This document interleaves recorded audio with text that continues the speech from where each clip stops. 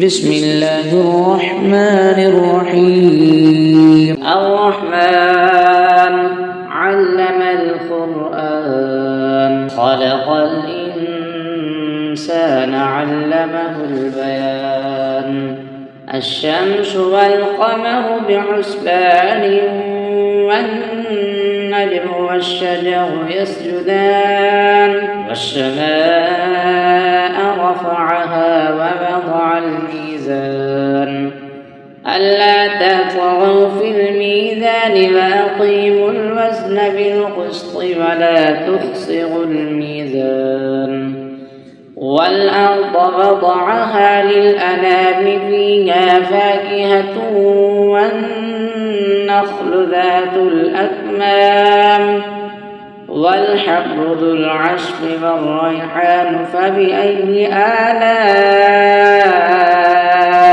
ربكما تكذبان. خلق الإنسان من صلصال كالفخار وخلق الجان من مارج من نار فبأي آلاء ربكما تكذبان. رب المشرقين ورب المغربين فبأي آلاء ربكما تكذبان.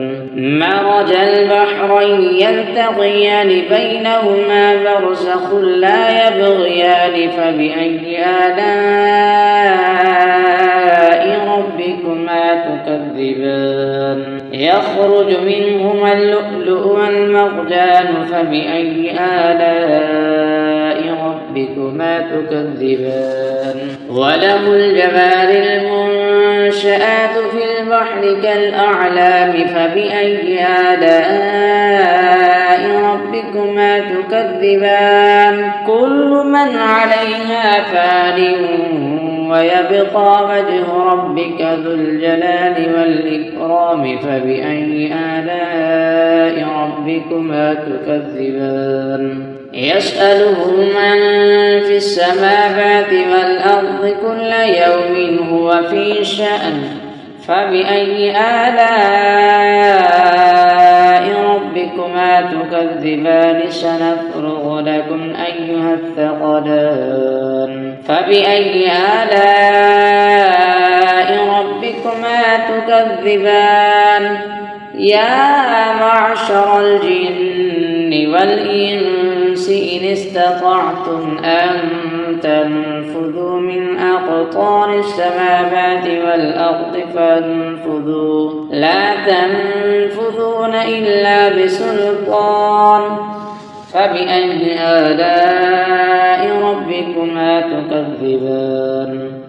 يرسل عليكما شواظ من نار ونحاس فلا تنتصرون فبأي آلاء ربكما تكذبان. فإذا انشقت السماء فكانت وردة كالدهان فبأي آلاء ربكما تكذبان. فيومئذ لا يسأل عن ذنبه إنس ولا جان فبأي آلاء ربكما تكذبان. يعرف المجرمون بسيماهم فيؤخذ بالنواصي والأقدام فبأي آلاء ربكما تكذبان. هذه جهنم التي يكذب بها المجرمون يطوفون بينها وبين حميم آن فبأي آلاء ربكما تكذبان. ولمن خاف مقام ربه جنتان فبأي آلاء ربكما تكذبان. ذواتا أفنان فبأي آلاء ربكما تكذبان. فيهما عينان تجريان فبأي آلاء ربكما تكذبان فيهما من كل فاكهة زوجان فبأي آلاء ربكما تكذبان متكئين على فرش بطائنها من استبرق وجنى الجنتين دان فبأي آلاء ربكما تكذبان فيهن خاصرات الطرف لم يطمثهن إنس قبلهم ولا جان فبأي آلاء ربكما تكذبان كأنهن